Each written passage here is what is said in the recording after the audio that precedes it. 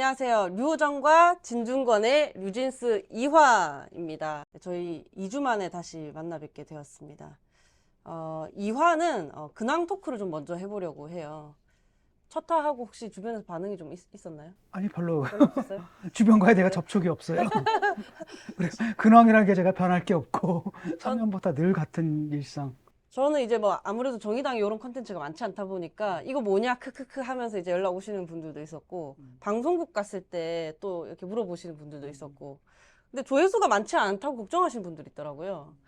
근데 사실 저희가 이번에 지금 조회수가 한 4,500 정도 나왔는데 저는 굉장히 잘 나왔다라고 생각을 했거든요. 저희 그 정의당의 그 타 콘텐츠에 비해서 한 10배 정도 높은 수치입니다.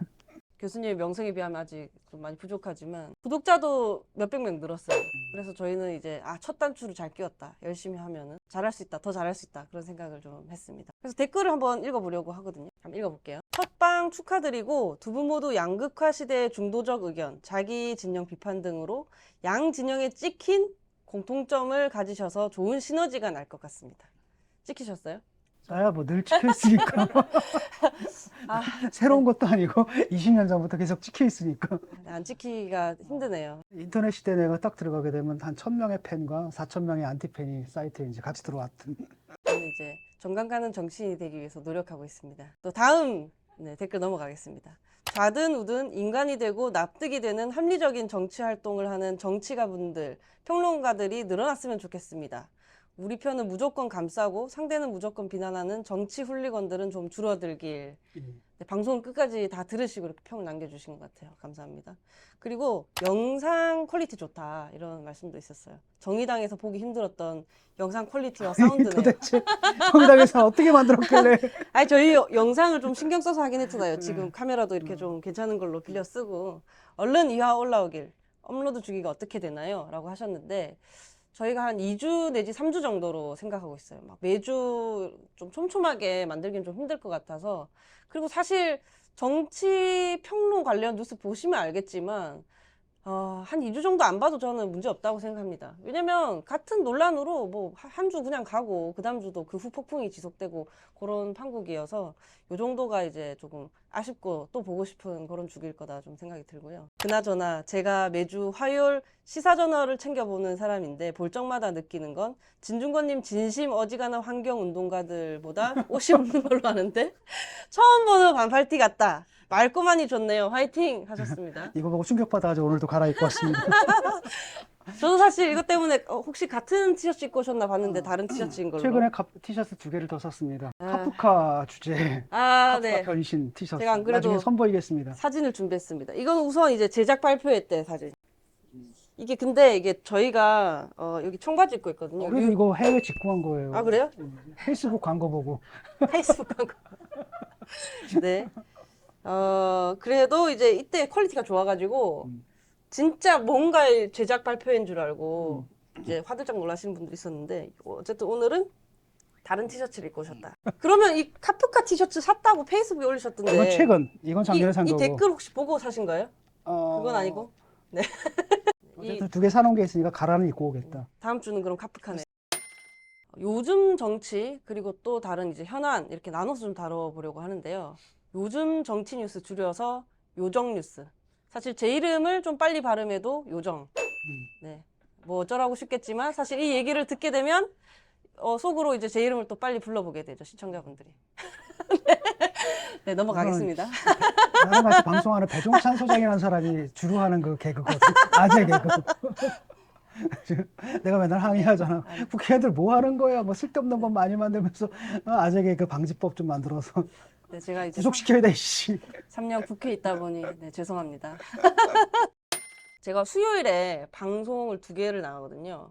그러면 이제 하루 몰아서 다 하게 되는데 오늘은 주제가 정말 뭐랄까 좀 신경질이 났어요. 제가 한번 읊어볼게요. 일단 지난주에 선관위 특혜 채용, 자녀 특혜 채용 때문에 이제 뭐 경찰 수사 시작했다 이런 게 하나 있고요. 방통위 논란이 있었어요. 한상혁 위원장을 면직하고 나서 이동관 씨를 내정했다라는 썰이 돌았는데 아들 학폭 의혹이 있었고요. 더 있어요. 전당대회 돈봉투 의혹을 받은 송영길 전 민주당 대표가 검찰 출석. 셀프 출석해가지고 안 받아주니까 이제 시위를 시작했어요. 도대체 어떡하라는 건지. 그리고 또 있어. 이용호 국민의힘 의원이 최고위보다 센 5인회가 있다라는 언급 때문에 또 논란이 일었습니다. 누구냐? 그 5인회 누구냐? 막 이러면서. 대충 얘기 들었어요. 그렇죠. 그리고 또 김기현, 이재명 이 두 당대표께서 밥 한 끼를 못해서 지금 몇 달째 이제 우왕좌왕하고 계시거든요. 그래서 지금 언제 먹나 이렇게 온 국민께서 이제 또 지켜보고 계시죠. 거의 당 안팎으로 싸우고 그 싸우는 거를 이제 언론이 중계를 하고 거기에 이제 정치인, 평론가를 불러다가 어떻게 생각해? 라고 부르는 거의 이제 전파 낭비 아닌가. 정말 그 다뤄야 할 정책 얘기는 쏙 빠지지 않았나 이런 네, 생각이 좀 그 남자는 들었습니다. 전파로 먹고 사는 사람도 있으니까 여기 아, 네. 사실 저도 그걸로 오늘 2건 출연을 가면 그러니까 매번 그런 식이니까 나중에 질려가지고 지쳐가지고 네, 여기 그래서 가도 그 네. 얘기 저기 가도 그 얘기 하니까 아니 한 번 하는 건 괜찮아. 근데 이게 여기 가도 저 얘기 저기 가도 그 얘기고 그 다음에 또 일주일 지나도 또 그 얘기고 뭐 이러니까 사람 이제 질리게 만들더라고요. 그렇죠. 김남국 전 의원이란다. 김남국 의원 이야기 이제 그만했으면 좋겠다라고 했는데 제 맘대로 전 의원으로 만들었는데 그만했으면 좋겠다 했더니 이제 막 온갖 네, 또 이제 다른 논란들이 뒤덮였습니다. 그 중에서 프로이트에 따르면 네, 그 무의식적 실수는 네, 그 뭐 전문 용어가 있어요. 그런 걸 가리키는 제가 이제 사퇴하셔야 된다고 항상 말했기 때문에 사과하진 않겠습니다. 전 네. 국민의 바람이기도 합니다. 네, 그래서 이제 오늘 그래도 하나를 꼭 다루자면 이제 이 중에서 아직도 나오지 않은 주제가 있습니다. 민주당 혁신위 후폭풍. 우선 이래경 이사장이 발표가 됐어요, 인사로. 그런데 9시간 만에 자진 사퇴를 했습니다. 천안함 자폭이라는 이 과거 주장이 문제가 됐기 때문인데요. 어떻게 보셨어요? 일단 발언에 대해서 얘기해야 될까 아니면 이래경이랑 이분에 대해서 얘기해야 될까나. 저는 사실 이래경 이사장님을 잘 몰랐어요. 그 조금 오래 좀 활동하신 분들 다 아시던데 저는 몰랐거든요. 네. 알고 계셨나요? 몰랐어요. 어? 이거 정치권에 있었던 사람이 아니라 옛날에 민청학년 때 같이 했다가 정치권을 떠나가지고 사업을 했던 운송장비 업체 사업을 해서 거기 대표이사까지 하다가 다만 이제 옛날에 운동권 친구들이 있으니까 그 덕에 무슨 재단에 이름도 올려놓고 이름도 걸어놓고 대충 이 정도의 활동을 했던 사람인데 갑자기 탁 튀어나와 버리니까 좀 황당한 거죠. 왜냐 이 혁신이라든지 뭐 비대위라든지 이거 하려면 정당 정치에 대해서 좀 알고 그 당에 대해서도 많은 걸 또 알고 있고 또 힘을 쓰려면은 또 많은 인맥들도 있고 이런 사람이어야 되잖아요. 근데 전혀 그 바깥에서 엉뚱한 사람을 딱 데려와가지고 이게 도대체 어떻게 된 일인가. 그러니까 사실상 무늬만 혁신위를 만들려고 했던 거고 일단은 그 크로스 체크를 보통 체크를 하잖아요. 한번 예컨대 누구를 모실까 그러면 복수의 후보들을 놓고 검증을 쭉쭉쭉쭉 해보고 괜찮겠다 싶은 사람을 정하는데 이게 그게 아니라 자기들도 몰랐다잖아. 최고위에서도 이런 분을 그러니까 최고위에 있는 사람들도 몰랐다는 거니까 또 이 사람을 임명할 줄도 몰랐고 이 사람 자체가 누군지도 몰랐는데 그렇다면 위에서 떨어졌다는 얘기고 대표선에서 이제 밑으로 내리꽂은 거예요. 근데 문제는 뭐냐면 그렇게 내리꽂다 보니까 검증이 하나도 안 되고 바로 이제 펑크가 난 거고 이해찬이 꽂은 거죠, 이거. 사실 굉장히 이 성공적인 혁신위 위원장을 이렇게 선임하는 건 힘든 일이었을 수도 있어요. 왜냐하면 혁신위라는 게 곰곰이 생각을 해보면 이 지도부가 뭔가 책임지기 싫고 뭐 이선으로 물러나기 싫을 때 비대위를 이제 만들기 싫으니까 그러니까. 예, 중간 단계로 혁신위를 만들곤 하잖아요. 저희도 총선 끝나고 혁신위 만들었거든요. 그런 식으로 만들어지는 거기 때문에 사실 어떻게 보면 아직 정신 못 차렸다라는 뜻일 수도 있고 어떻게 보면 또 혁신의 대상인 지도부가 뭐 이번엔 최고위원도 제꼈다고 하지만은 혁신의 대상이 선임해서 오는 거기 때문에 당연히 좀 시원찮을 수밖에 없었던 것 같다. 결국에는 내 말을 잘 들어줄까? 내 편을 들어줄까? 하는 걸 먼저 고려하게 되고 그러면은 혁신에서 멀어지게 되는 거죠. 조금 불편한 이야기 할 수 있는 사람을 데리고 와야 되는데. 사실 혁신이 안 돼요. 여태까지 한 번도 성공한 적도 없었고, 그러니까 민주당 때도 혁신이 만들었는데 별일 못 하다가 결국 비대위 체제로 갔거든요. 그러니까 비대위 체제로 가니까 김정인 위원장이 와서 날릴 수가 있었던 거예요. 둘을 날렸거든. 이해찬 날리고, 그다음에 정청래를 날렸어요. 이게 핵심이었거든. 그래서 총선에서 이길 수 있었는데, 그거를 해줄 사람이 지금 없는 거거든요. 그래서 이제 결국 나온 게 전권 혁신이라고 하는데, 그럼 전권 혁신이 그럼 차라리 비대위를 꾸리지. 그렇죠. 뭐 무슨 차이가 있어? 정권을 내리고. 결국 혁신이다라는 게 대표 체제는 그대로 있는 가운데 뭐 뭔가 바꾼다라는 무슨 신용을 낸다라는데 뭐 혁신안이 나왔대. 몇 시까지가 나왔대. 근데 다 그게 본질이 아니거든. 국민들이 문제로 보는 민주당의 문제점, 그거랑 전혀 상관없이 이리 바꾸고 저리 바꾸고 이 정도 얘기를 하는 건데, 핵심은 내가 볼 땐 트라이어드거든요. 딱 삼각형인데 하나가 대표, 그다음에 이 대표 밑에서 그 완장질하는 몇천 명 강성들 있죠. 뭐 철험회부터 이런 사람들, 의원들, 그리고 이들이 바로 뭐냐면 강성 지지층들과 뭘 하는 거예요. 이들을 갖다 강성 지지층들을 정치적으로 이용해 먹는 관계거든요. 그래서 이들이 사실상 당을 장악하고, 이게 사실은 조국 사태 이후에 모든 그 민주당의 문제란 말이죠. 근데 그게 본질인데 그건 다 비껴가고 이리 바꾸고 저리 바꾸고 조직을, 말이 안 되거든요. 그러니까 아무나 데리고 온 겁니다. 그리고 딱 보니까 불안하거든. 왜냐하면 지금 이재명 대표의 그 리더십이 지금 흔들리고 있는 상황이란 말이에요. 계속 연이어지는 이런 사태 때문에. 이분을 딱 보니까 과거에 발언한 거 보니까 2019년에 그때 이재명 그 도지사지 선거법 재판 2심에서 유죄가 나왔을 때 이재명 지키기 범국민대책위, 맞아, 나서서 이렇게 거기 하셨더라고요. 했던 그 사람이고, 심지어는 뭐라면 발언한 걸 보니까 이재명은 알면 알수록 유식하고 윤석열은 알면 알수록 무식하다. 후권은 맞는데 전권이 맞는지 모르겠어요. 보면 볼수록 이재명은 든든하고 윤석열은 불안하며, 알면 알수록 이재명은 박식하고 윤석열은 무식하며, 까면 깔수록 이재명은 깨끗하고 윤석열은 더럽. 아니, 까면 깔수록 이재명이 이미지로. 깨끗하다. 이거는 우리 모든 국민들이 생각하는 거랑 너무 다르잖아요. 그러니까 이런 식의 딱 보니까 이분이, 내가 볼 때는 사고방식 성한부는 아니잖아요. 성한부는 아니니까 그 발언도 이제 이런 망언들이 당연히 나올 수밖에 없는 거죠. 이게 정신 상태가 좀 성한 상태가 아니잖아요. 그래서 결국에는 뭔가 젊은 김종인 뭐 이런 인물을 그냥 빨리 비대위로 가는 게 낫지 않을까요? 그렇죠. 그렇게 가는 게 낫고. 그러니까 한번 생각해 보세요. 근데 그때 쳐냈던 두 사람 있잖아요.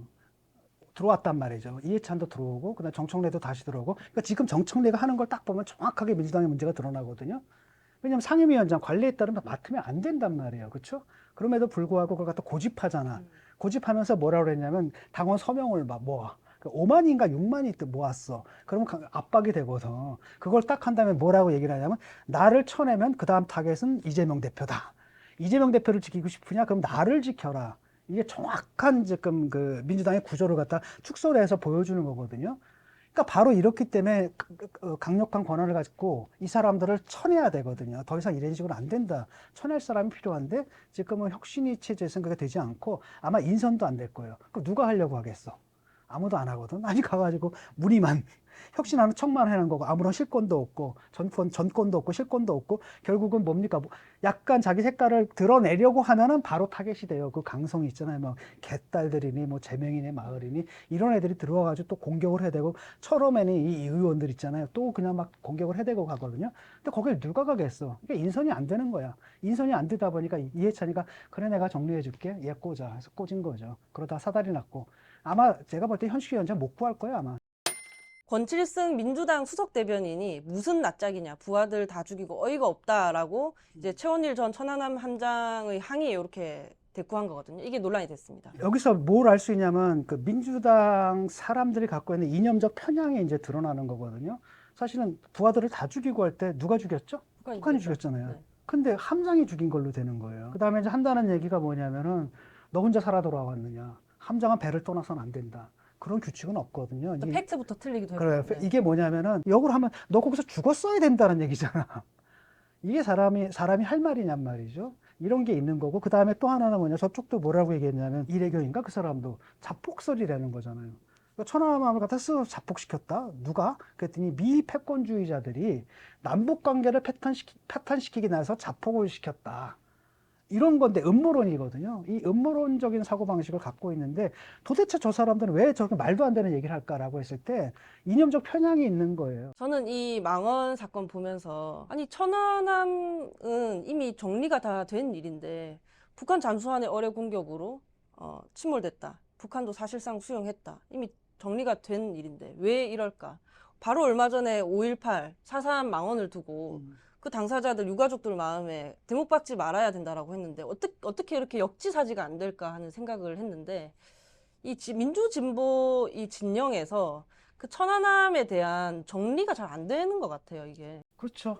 그러니까 그 이데올로기에 환장한 거예요, 그 보면은. 근데 그게 그 사고방식이 이제 낡은 거거든요.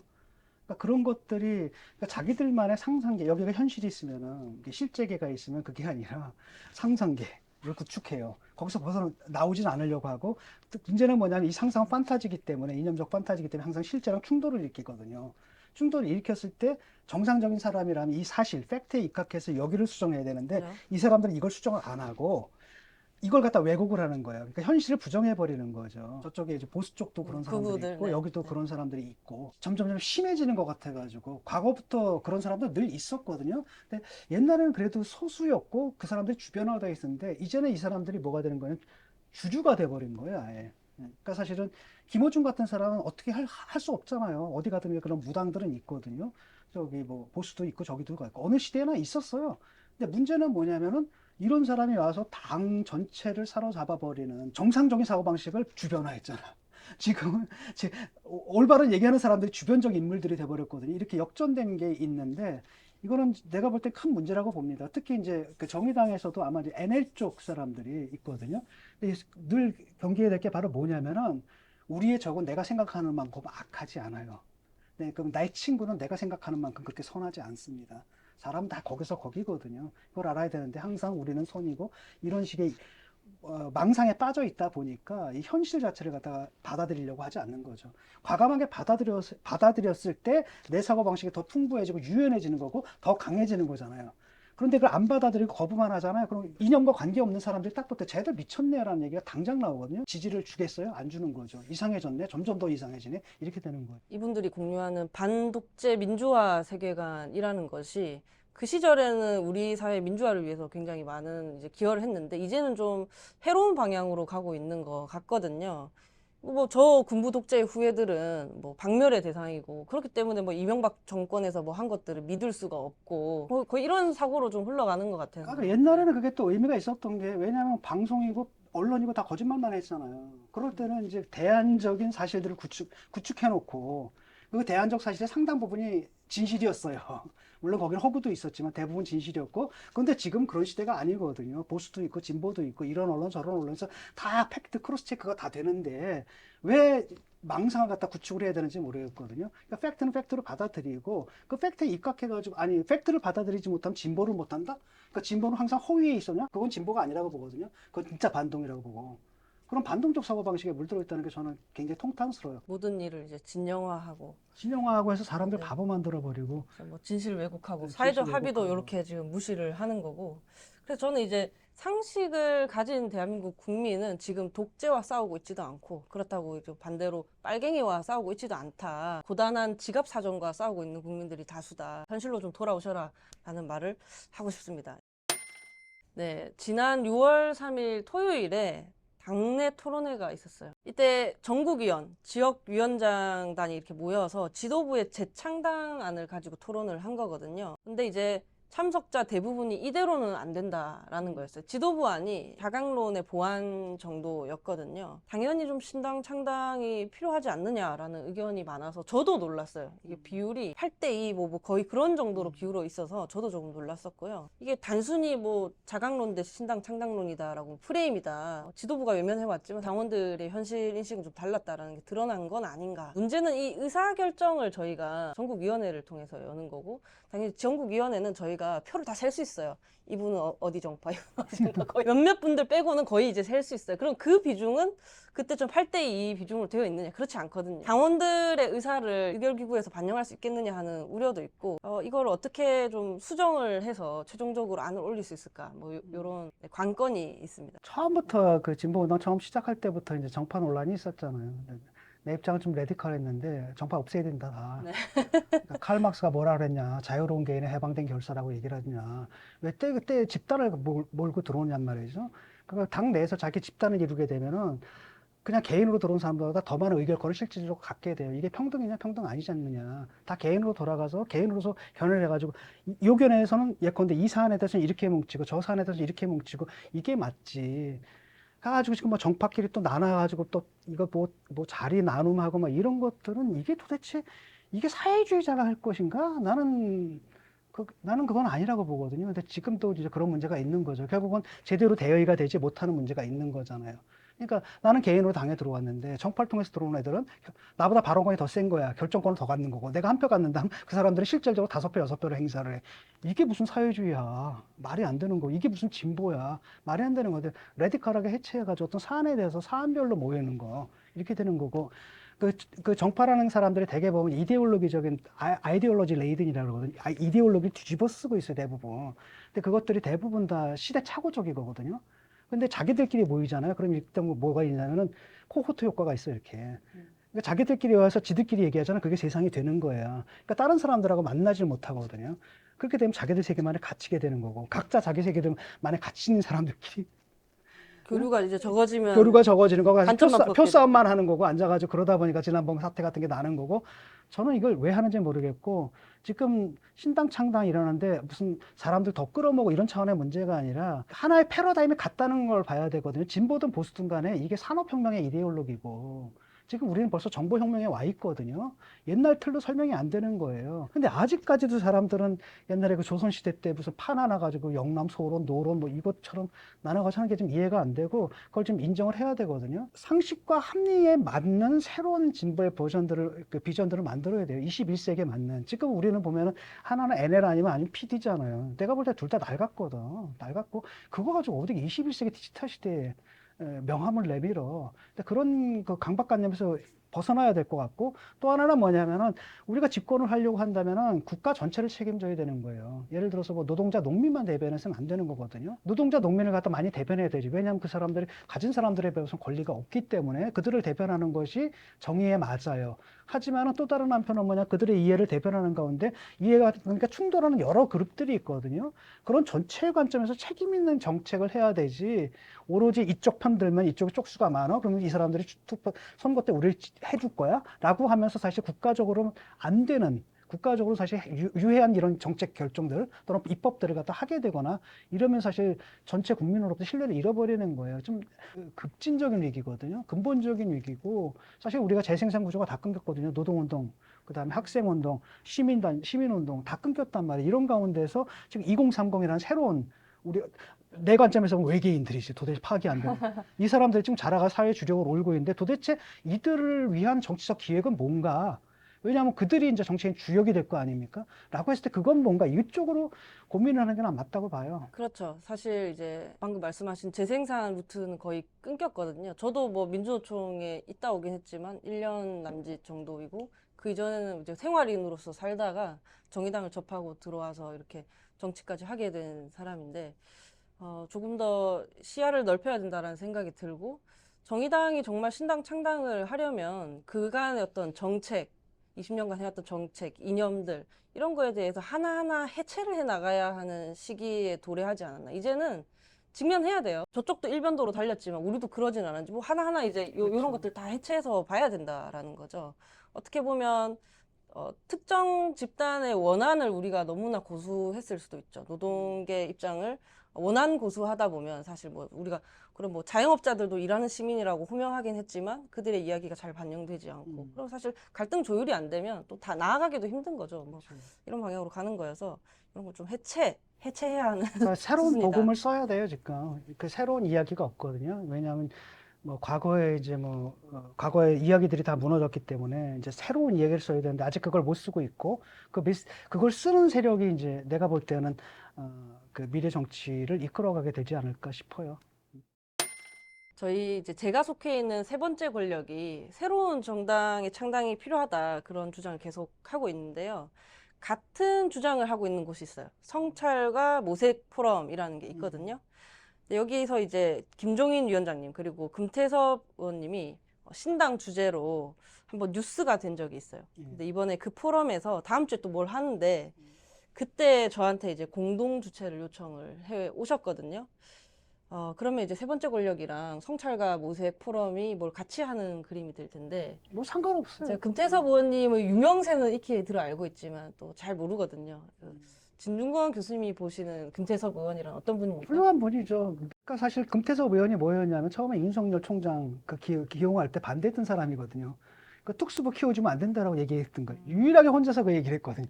근데 문재인 정권이 특수부를 키웠어요. 윤석열을 키우고 그 칼이 자기들을 향하니까 그때부터 쳐내기 시작했던 거거든요. 그래서 그때 또 조국 사태 때 올바른 말을 했다가 결국은 이제 당에서 쫓겨나듯이 공천을 빼앗긴 거 아니에요. 결국은 말도 안 되는 이 사람들한테 공천을 빼앗기고 나와서 활동을 하는데, 그 한때는 이제 윤석열한테 기대를 했는데 딱 보니까 윤석열이 그때만 해도 그 백지 있죠, 도화지. 그러니까 지금 합리적인 사람들이 가지고 그림을 그리게 되면 보수다 하더라도 좀 합리적인 보수가 될 수 있는 백지다. 그걸 채워 넣으면 된다라는 생각을 했는데 딱 가서 보니까 이게 백지가 아니라 이미 그려져 있더라고요. 윤핵관이니 뭐니 해가지고 딱 해서 아이고 이건 아니다 싶어서 나와서 지금 제3의 길을 이제 모색을 하고 있는데 제가 확실히 아는 건 뭐냐면 이분이 진보 정당은 안 해요. 성향이 진보적이진 않아요. 왜냐하면 정당이 만들어지게 되면 그래도 이념이라는 건 필요하거든요. 너희들이 도대체 어떤 정치적 목적을 갖고 어떤 가치관을 갖고 있고 정치적 사안을 판단할 때 어떤 기준으로 판단하느냐 그건 명확해야 되는데 지금은 이제 진보 보수를 떠나가지고 상식과 합리가 통하는 사람들끼리 모여서 얘기를 하자. 거기서 이제 활로를 갖다 만들어 나가고 싶어 하는데 그게 당으로 구체화 되려면 아마도 이념이 들어가는데 그 성향은 이제 기존의 그 가치관 자체는 민주당에서 크게 벗어나지 않은 그런 분이라고 알고 있고 근데 많은 사람들 만나서 같이 얘기하는 게 굉장히 좋다고 보는 게 나는 뭐 수많은 여기 유호정 의원 뭐 수많은 사람 만나잖아요. 만나는데 며칠 전에 또 누굽니까 이준석 와가지고 우리 집에서 술 먹고 갔고 아, 진짜요? 나도 아직 못 그다음에 가봤는데. 심지어는 이제 그 약간 사람들이 극우 유튜버라고 부르는 친구도 와가지고 가끔 그 술 먹으러 오거든요. 같이 얘기도 좀 하고 그게 없어요. 그냥 수많은 사람들하고 생각이 다른 사람들하고 만나서 얘기하고 저 같은 꼴패미도 한번 초대해 주셔야 좀 균형이 맞지 않을까요? 그 사람들이 나보고도 뭐라 그러고 아니 안 왔었나? 저는 아직 못 아. 가봤는데요. 네. 그 대신 내가 밖에서 술 사줬잖아 두 네. 번이나. 알겠습니다. 한 번 더 얻어먹으러 가겠습니다. 네, 정의당 이제 입법 소식과 그 비하인드 스토리를 좀 들려드리려고 합니다. 이번에 장혜영 의원이 다양한 가족을 위한 가족 구성권 3법을 발의를 했습니다. 우선 이 발의한 법안에 대한 내용은 장혜영 의원의 설명을 듣고 오도록 하겠습니다. 여러분 안녕하세요. 정의당 국회의원 장혜영입니다. 최근에 런칭한 뉴진스, 장안의 화제인 뉴진스에 제가 최근에 대표 발의한 가족구성권 3법을 소개할 수 있게 돼서 너무너무 기쁘게 생각합니다. 제가 발의한 가족구성권 3법은 한마디로 말하면 3종 세트입니다. 혼인평등법, 비혼출산지원법, 생활동반자법 이렇게 3개가 가족구성권이라고 하는 하나의 선물상자 안에 들어있다. 첫 번째로 혼인평등법, 간단히 말해서 동성혼 법제화법 이렇게 생각을 하시면 됩니다. 그런데 놀라운 사실, 대한민국 민법에는 동성혼을 금지하는 조항이 있을까요? 없습니다. 사실상 민법 조항에서는 어떤 쌍방이 혼인신고를 하면 가족관계등록법에 따라서 수리한다. 그러면 결혼. 이렇게 되어 있는 구조예요. 제한 규정 같은 것이 존재하지 않는데 동성 커플에 대한 우리 관습적인 차별 때문에 동성 커플이 신고를 했을 때 그걸 수리해주지 않는 문제가 있어서 지금까지 동성혼이 인정되지 않았던 겁니다. 그래서 이런 혼인신고는 이성 또는 동성의 쌍방이 그렇게 신고를 하면 결혼으로서 효력을 발휘할 수 있다. 명확하게 한 그런 내용입니다. 두 번째로 비혼출산 지원법은요, 뭐 시험관 시술, 인공수정 이런 시술들이 법률혼 관계에 있거나 아니면 사실혼 관계에 있는 사람들은 당연히 해당이 되는데 문제는 그런 혼인 관계를 갖지 않은 비혼 여성들에게도 적용이 되느냐라는 문제입니다. 이런 시술들을 받는 비용이 굉장히 비싸서 이 부분에서 국가가 상당히 지원을 해주도록 이미 법이 제정이 되어 있어요. 근데 문제는 법이 이 지원 대상을 난임 부부로 규정하고 있기 때문에 비혼 출산 여성들에게 그 지원을 적용하지 않고 있는 겁니다. 그래서 이런 일이 일어나지 않도록 지원 대상에 임신을 원하는 여성들이라면 누구나 라고 하는 개정 조항을 넣는 것이죠. 그리고 마지막으로 이 생활동반자법은 많이들 익숙하실 텐데요. 혼인, 혈연, 입양 굉장히 서로에게 구속력이 높은 관계들이기 때문에 이거 말고 나하고 곁에서 삶을 나누면서 가족처럼 지내는 사람을 진짜 가족처럼 권리를 행사할 수 있도록 만드는 그런 제정법입니다. 그래서 결국 우리가 뭐 저출생이 위기다, 뭐 고령화니 돌봄 위기가 뭐 문제다, 가족이 위기다라고 말하지만 제가 보기에는 가족의 위기가 아니라 가족 제도, 현재 이렇게 이미 다양하게 존재하는 가족들을 포용하지 못하는 낡은 가족제도의 문제를 해소하기 위해서 일단은 이 3법을 통해서 구체적으로 가족이지만 가족의 권리를 보장받지 못하는 사람들에게도 권리를 제공하자라고 하는 안을 낸 거라고 이해해 주시면 좋겠습니다. 설명이 잘 됐으면 좋겠는데요. 혹시 모자란 부분이 있으면 전화하세요. 감사합니다. 참 말 잘한다. 말 잘해요, 정말. 전 요약해서 말해달라고 오히려 틀리는데. 시원시원해. 장혜영 의원 보면 한 문장 안에 같은 형용사를 쓰지 않고도 한 3줄 정도는 그냥 얘기할 수 있어요. 뭐 정의당이라면 당연히 이제 발의를 할 내용이고, 뭐 총선 대선 공약이기도 한 그런 법안입니다. 그런데 사실 또 이제 저는 비하인드 스토리를 들려드린다고 했잖아요. 속상한 일이 있어서 좀 푸념처럼 털어놓으려고 하거든요. 무슨 일이 있었냐면 우선은 이 새 법이 원래는 훨씬 일찍 발의될 예정이었어요. 몇 달 전에 이미 얘기를 했는데 왜 밀렸을 것 같아요? 한번 상상해 보실래요? 의원총회에서 밀렸습니다. 누가 반대했어요? 아유, 여러분 계시죠? 여러분 계세요, 여러분. 한 명이 아니에요. 여러분 아, 계세요. 여러분이요? 네. 아니, 진보 정당에서 이걸 반대하면 말이 되나? 자, 이거는 진보 보수를 떠나가지고 다른 모든 나라에 대부분의 모든 나라에서 지금 사회적 상식이 돼가지고 이미 입법화 다 끝나고 그냥 이렇게 되는데 그 진보 정당에서까지 이러면 안 되죠. 이게 뭐 반대라고 말한다기보다는 보통 우려라고 말씀하시죠. 그리고 이제 거기에 붙어 나오는 거는 총선이 뭐 이제 1년 정도밖에 안 남았는데 뭐 지역구에 가서 무슨 뭐 종교단체, 일부 종교단체에 대해서 막 이야기를 하시는 거죠. 그래서 장혜영 의원이 이제 몇 달 기다리다가 저는 5월 말에 이제 반드시 발의를 하겠습니다. 5월이 또 가정의 달이잖아요. 그 맞춰서 이제 발의를 하고 싶었던 건데 못할 뻔하다 이제 본인이 결단을 내려서 하게 됐어요. 그랬더니 또 몇 분 의원님은 그러면 나는 발의를 또 좀 고민을 해보겠다. 그래서 저희가 발의를 하려면 10명을 채워야 되는데 정의당 이제 의원들도 찾아가지고 더 설득을 열심히 한 거죠. 그래서 결국에는 뭐 정의당, 민주당, 국민의힘, 진보당, 기본소득당 다 참여한 법안이 발의가 됐습니다. 그렇게 저는 모두가 결국에 조금 잡음이 있었지만 다 발의를 했을 줄 알았죠. 그러니까 대한민국의 가장 큰 문제가 그렇게 반대하는 사람들 보면 이제 특정 종교인들이잖아요. 그러니까 대한민국 기독교인데 대한민국 기독교가 너무 후져 전반적으로 그 수준이 떨어지거든요. 그러니까 종교의 현대성에 도달하지 못한 그리고 목사들이 그걸 이용을 해요. 왜냐하면 기독교도 지금 재생산의 위기에 처했거든. 그럼 항상 적을 만들어내거든요. 그게 이제 뭐냐면 기독교가 존재할 이유 그 중에 하나 이제 동성애를 갖다 견지한 딱 찍어놓은 거죠. 근데 사실 동성애에 대한 구약 성서의 언급이 상당히 애매모호한 데다가 신약 성서에 예수가 분명히 금지한 건 뭐냐? 이혼하지 말라 그랬거든. 근데 지들 이혼 다 하더만 목사도. 예수가 명백하게 한 거는 진짜 다 하면서 말이지. 예수가 하지도 않은 걸 가지고 지들끼리 좀 저러고 있다는 거죠. 저는 이런 호모포비아가 이런 호모포비아는 증상이지 증상이 종교일 수는 없다고 보거든요. 그래서 대한민국 기독교도 그래서 이제는 좀 거기서 좀 벗어났으면 좋겠습니다. 저희가 차별금지법 발의할 때도 좀 비슷한 일들을 겪었거든요. 이렇게 뭐 종교단체라든지 이런 데서 항의 문자를 하고 그래서 민주당 의원님들 중에서 이제 발의에 동참해 주신 분들의 명단을 또 끝까지 숨기고 보호하기 위해서 그때 다른 지역구 의원님, 다른 당의 지역구 의원님들이 뭐 지역구 주민들의 반응이라든지 뭐 종교단체 반응 때문에 뭐 응원하지만 동참할 수는 없어라고 했을 때 저는 뭐라고 그랬냐면 고개를 들어 심상정을 보라고 했어요. 그런데 이번 혼인평등법에는 안타깝게도 공부를 안 하셨어요. 심상정의 이름이 빠져 있어요. 동성원 법제화에 대해서 참여를 안 하셨고 사실 저는 2017년에 정의당 입당을 했거든요.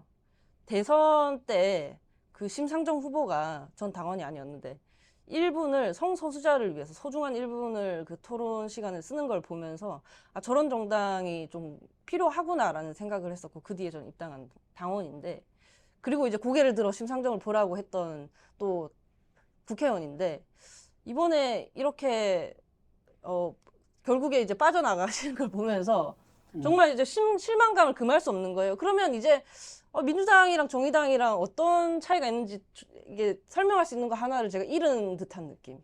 제가 막 찾아봤어요. 이게 대선 공약이 사실은 아니었나? 근데 대선 공약 맞아요. 당시에 2016년 당시에 동성 결혼은 당연히 인정되어야 한다. 좀 많이 답답하더라고. 그래서 당연히 이제 성소수자위원회 같은 데서도 이게 도대체 어떻게 된 일이냐. 이게.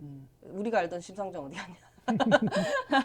이렇게 되면은 사실 내부에서 조금 나는 생각해볼게라는 의원님들이 계셨다 했잖아요. 이름 올려도 되는데 뭐 그거를 그러면 이제 그 의원님들도 나도 빠질 걸 하는 생각을 또 자연스럽게 하게 되는 거죠. 이 정말 총체적 난국이었어요, 이 시기가. 그래서 성소수자위원회에서 정말 많이 충격을 받았고, 그래서 내부적으로 좀 뭐 좀 다독이고 넘어가시려고 하던데 저는 이 실망감은 저는 남겨놔야겠어요. 이 약간 허탈해졌어요. 뭔가 하나가 쑥 빠져나간 그런 느낌. 심상정이 왜 바라볼 곳 그랬을까? 하나를 잃었습니다, 저는. 이해가 안 네. 가네 나도.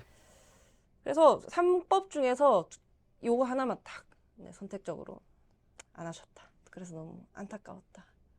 그래서 절대 잃지 않아야 할 가치는 나에게 무엇일까 하는 생각도 괜히 한 번 더 하게 되고 좀 심란한 한 주를 좀 보냈습니다. 다음으로는 윤석열 정부의 그 노조 탄압, 특히 이제 건설 노조 통해서 보는 뭐 채용 비리 이야기도 좀 하려고 하는데요. 현장의 목소리를 먼저 듣고 오도록 하겠습니다. 건설 산업은 다단계 하도급 구조로 되어 있습니다. LH 같은 발주처가 있고 GS건설이나 대형 건설사들이 이제 원도급사, 원청 건설사로 있습니다. 그 아래에 전문적인 공사를 맡아서 하는 전문 건설 업체들이 하도급을 맡아서 공사를 하고 그 아래에서 이제 건설 노동자들이 고용되어 있는 구조입니다. 이것이 건설산업기본법에 규정되어 있는 하도급 구조의 마지막 단계입니다. 건설 노동자들은 이 과정에서 이제 현장이 생겼다가 없어졌다가 반복을 하니까 따라서 고용과 실업이 반복되고 있는 상황입니다. 이런 불안정한 일자리들을 이용을 한 불법적인 다단계 하도급 구조가 생성이 됩니다. 그러면서 노동 조건을 악화시키고 저임금의 장시간 노동을 강요하고 있는 상태들이 계속 벌어지고 있는 것이죠. 이것을 막고자 하는 것이 민주노총 건설노동조합의 노동조합 활동이었습니다. 광주 학동과 화정동에서 발생했던 모든 사고들은 건설사들의 이윤 창출을 위한 공기 단축과 불법 다단계 하도급을 통해서 나왔던 사건들이었습니다. 철근 자재를 빼먹는 행위들을 현장에서 단속하고 고발하는 형태들의 노력들도 민주노총 건설노조가 조합원들이 현장에서 해왔던 활동들입니다. 건설 현장의 안전은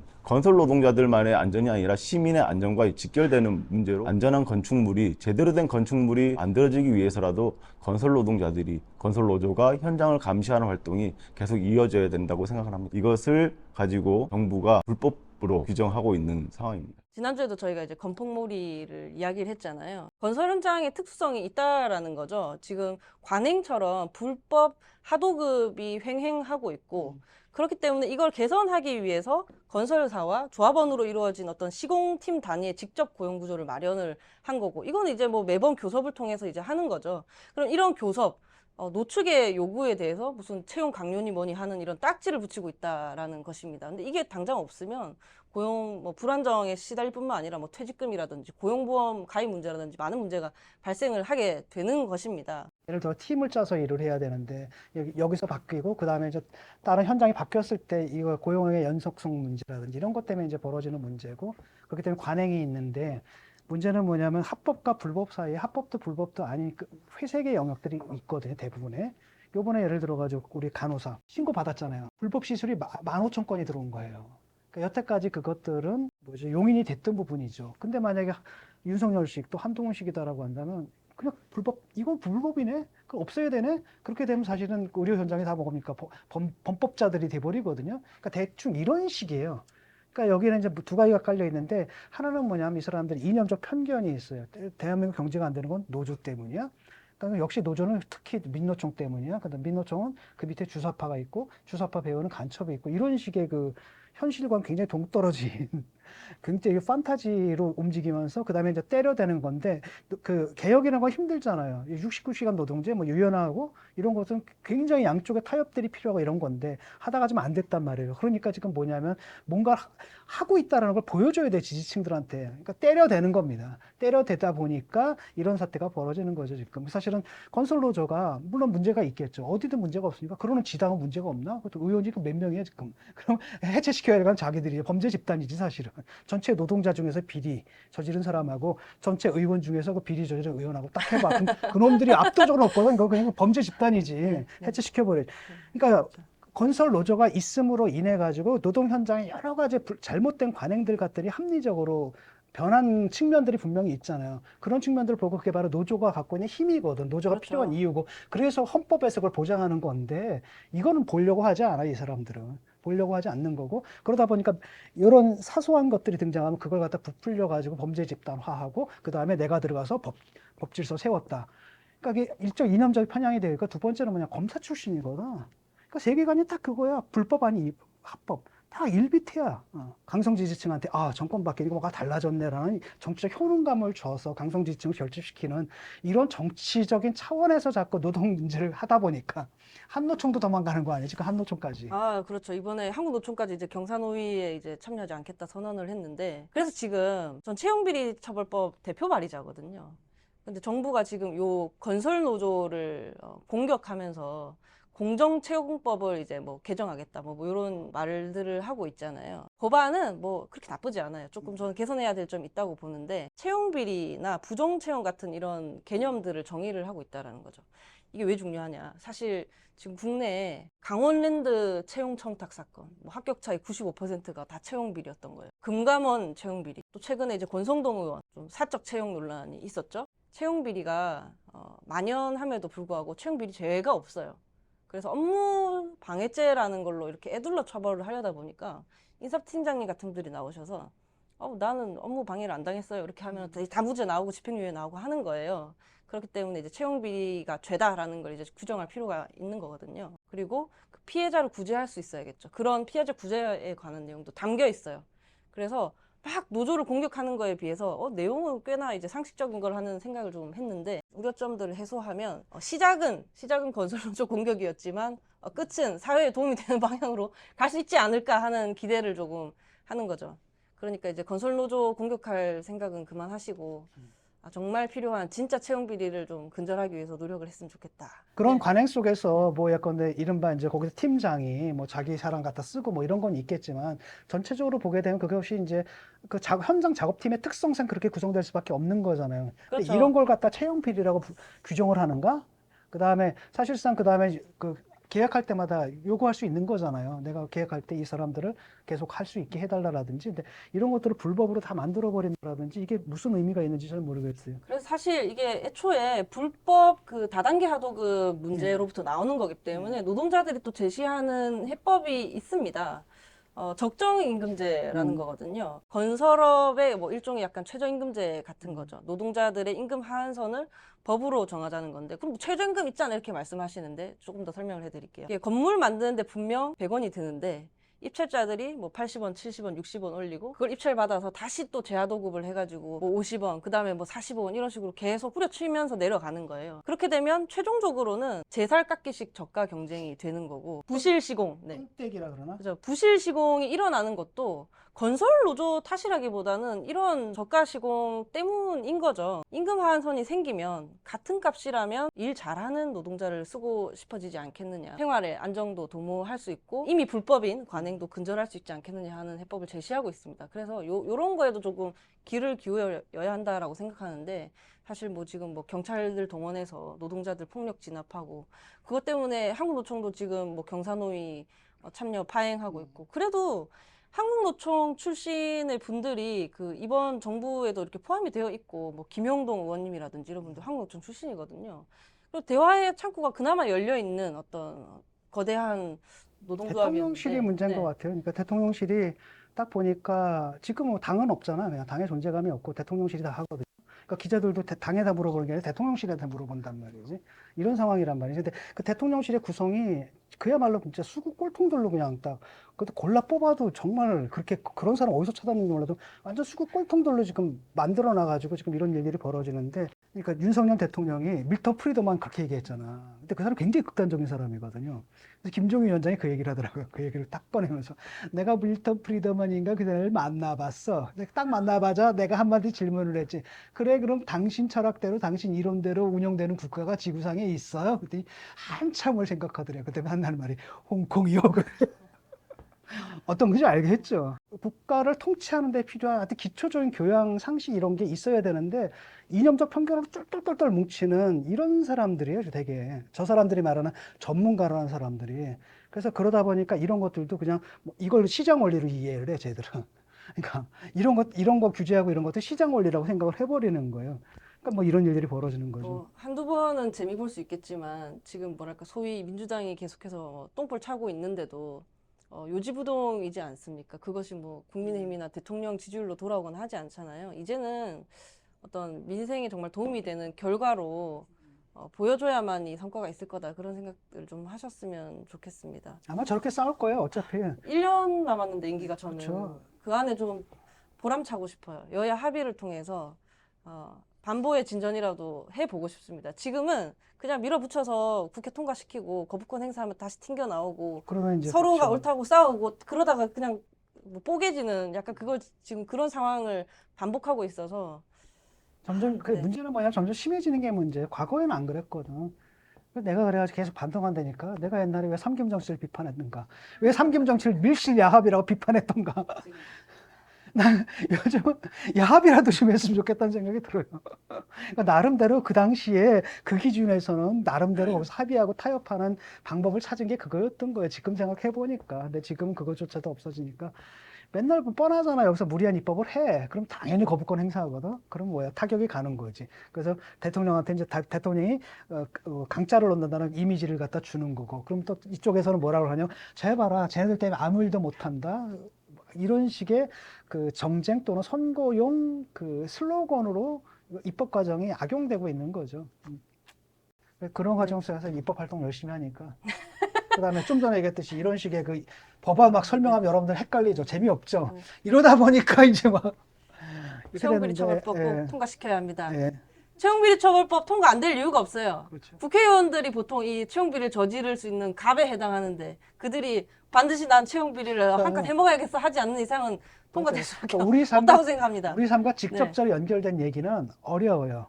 재미없습니다. 하지만 중요해요. 그렇기 때문에 민주주의가 성숙하려면 시민들의 의식이 성장해야 되는 거잖아요. 그런 관점에서 너무 자극적인 소재 이런 데 쓰지 말고 어떤 사안이 있으면 예컨대 이주노동자 사안이든 이번에 뭐 채용비리법이라든 이런 데 있으면 조금만 더 관심을 갖고 한 커플만 더 깊이 들어가도 그리고 유권자들이 그렇게 된다 하더라도 의원들도 또 거기에 맞춰야 되거든요.